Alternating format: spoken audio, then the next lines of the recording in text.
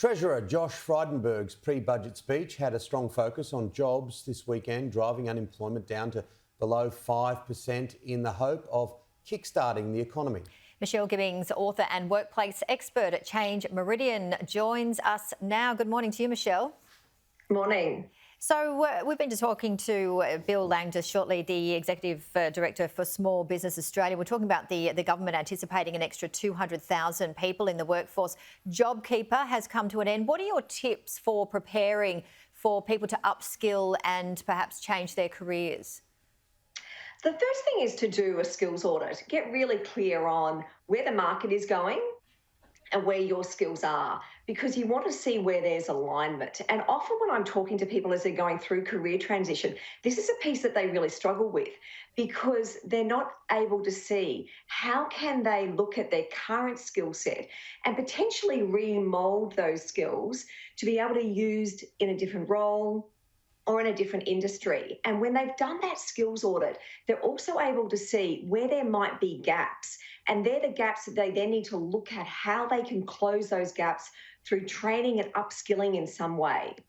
You need to be strategic too, don't you, Michelle? You need to think, okay, I want to get to there. It's a difficult situation, so why don't I go there, and then I'll end up there. So that's a bit of the boundary spanning in the mind that you're talking about. You need to sort of be open to other ideas of other jobs which you may have been close to, which will get to your destination. Absolutely. And I also think a really key part of this is talk to lots of people. Look at your network, because what your network can do is they can help expand your field of understanding what's possible. And they can introduce you to people. And that's where your network helps. And all the research shows that most people get their jobs through their network. So this is a great time to get out, talk to people about what you're interested in, talk to people about where you might think that you want to go. And you're right, Tim, don't close yourself off, because often it's a stepping stone. People sometimes go, I just want to find what's next. I go, it's a stepping stone. Sometimes your next job is going to set you up for the bigger role, the better role that comes next. So the more that you're in the workforce, the more you're gaining new skills, all of that helps you set up for what comes next. And we're also hearing, well, often it's harder for the older population to get a job. However, we're also seeing figures showing those under 24 years have fewer jobs. Why are we seeing this? Look, certainly if you look at what's happened over the last 12 months, the pandemic has disproportionately affected different sectors of the economy, and also, sadly, different demographic sectors. You know, we know that older women in particular were very hard hit through the pandemic, and also younger people as well. And so with both of those demographics, you know, when we look into the budget, hopefully the government is going to be doing some additional things to address those areas and creating opportunities, but also looking at upskilling. And if you look at people who are older, they have enormous skills, enormous talent to be able to offer.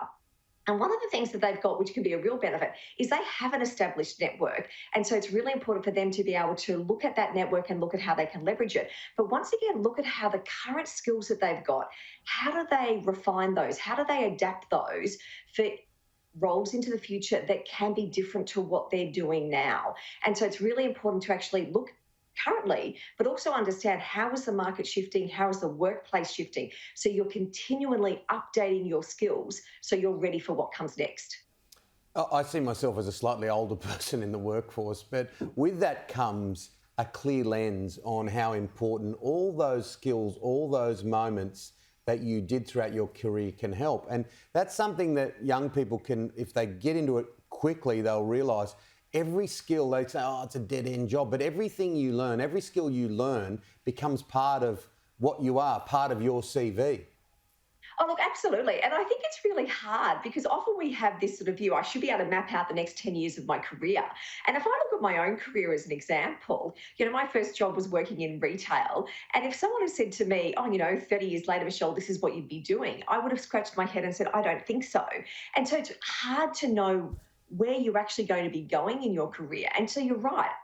Look at every opportunity as a learning opportunity. And the best thing you can do is get in, do the job really well, really enthusiastically. Look at how you can expand what you do. So don't be limited by what the job description is saying. Use every job as an opportunity to upskill and do more. Because the more you do, the more value you offer the organisation that you work for, the more they're going to go, wow, that person's awesome. They're really good at what they do and they've got initiative and they're enthusiastic. Let's promote them. Let's give them something bigger, more interesting, where you get more money. So it all goes hand in hand. And just quickly, Michelle, prior to social media and internet, we had a CV, a piece of paper that you would give to an employer that had a list of what you do. Now we've got social media, Instagram, Twitter, Facebook. Are they their CVs as well? This is what your employer is going to look at. So how important are they to basically show who you are as an employer and as a human? Well, it's interesting because you have to look at it through two lenses. So it's really important. LinkedIn, people use LinkedIn these days to validate your background, what it is that you've done.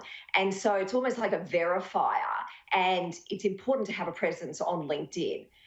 Similarly, if you're across other social media platforms, organisations are going to check out those platforms to see what it is that you're doing and how you're positioning yourself. And so, we've all heard stories about people who have posted things on Facebook and Instagram and then later regretted it when someone's done that bit of a research and background checked and looked at what's been posted on social media and said, we don't want that person working in this organisation.